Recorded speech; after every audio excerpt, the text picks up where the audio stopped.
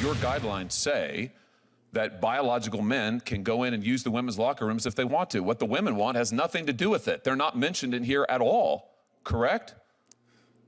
Correct. It's right here. You just reaffirmed them in May of this year. I've got them. I'm reading them. I've got them off your website. I believe our guidelines give people optionality with respect to how they choose to use their facilities. That means men will be able to use the women's locker rooms. And as Riley Gaines and others have testified before this committee, that means if a man, a biological man, wants to use their locker room, they just have to accept it. Or else the women have to go somewhere else. They've got to go find an alternative. Why is that fair? We told the local folks who've hosted our tournaments they need to create accommodations for the people who are playing. Tonight's red hot video. I've noticed that a biological man is a man, what we used to just call a man before the Democrats did this to gender.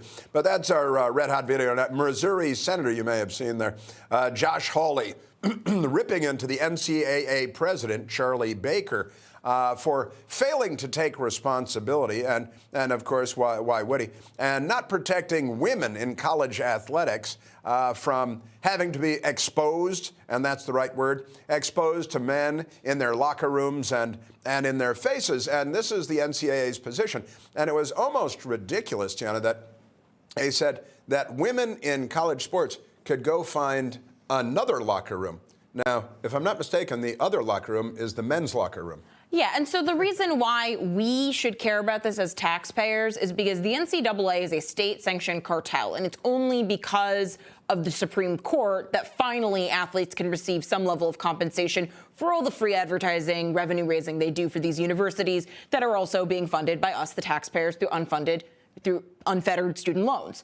But in this issue specifically, college athletics are covered by Title IX, and the whole point is that it is unfair for women to receive less funding for their athletics, especially when that's, for a lot of these student athletes, it's their ticket to higher education.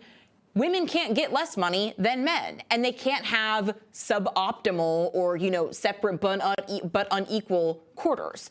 And so this is the easiest answer in the world. You say you have to go to the room of your biological sex, and if you have a problem with doing that, you can use the, handicap restroom and repurpose that as locker room. How difficult is that to say? The Overton window has totally shifted on this issue, but I don't think the Charlie Bakers of the world realize that, this is not a controversial opinion anymore. Daniel, now it's true the Democrat Party is suffering from sort of a massive group gender dysphoria issue, and the NCAA chief here seemed to be a little smug about it and flippant about it and say, young women can just go use the other locker room, which again is the men's locker room.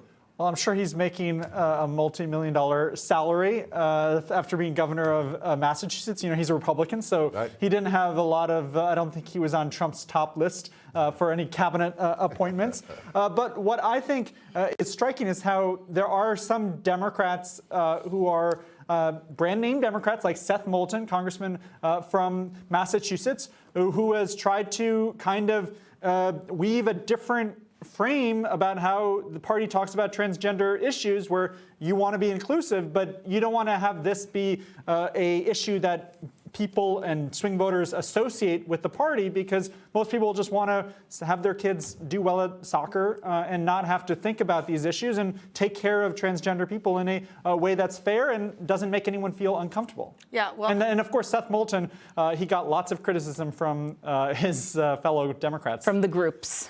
And it's true, Baker was at least a Republican, but he was governor of Massachusetts, barely. so, Barely a Republican. Right. Information. Truth. Is freedom. Is Newsmax. It's real news for real people.